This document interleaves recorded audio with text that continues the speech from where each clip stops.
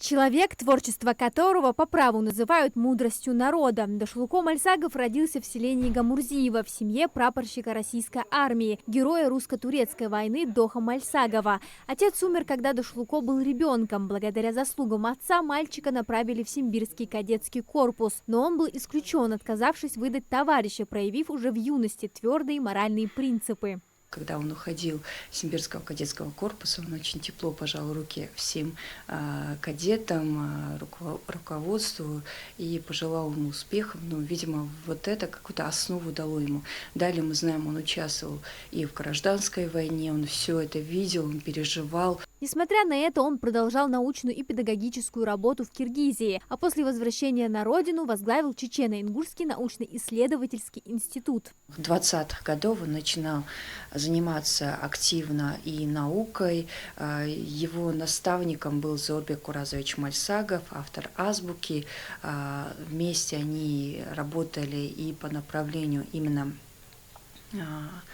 написания книг, выпуск их, над газетой «Сертало» работали. В 1941 году Дашлуко Мальсагов защитил кандидатскую диссертацию, став первым ингушом, удостоенным ученой степени кандидата филологических наук. Его работа «Чечено-ингушская диалектология и пути развития чечено-ингушского литературного языка» стала первым в истории кавказского языкознания монографическим исследованием этой темы и имела огромное практическое значение для развития национальной письменности. Нужно сказать также, что он работал в Чечено-Ингушском краеведческом музее, он работал над продвижением театра, то есть работал в Сердало, а в 1964 году он становится профессором, первым ингушским профессором. Дашлуко Мальсагов был известен не только как ученый и поэт, но и как принципиальный литературный критик. Он строго оценивал работы современников, выступая против искажений исторической правды. Ярким примером стала его резкая критика в 1931 году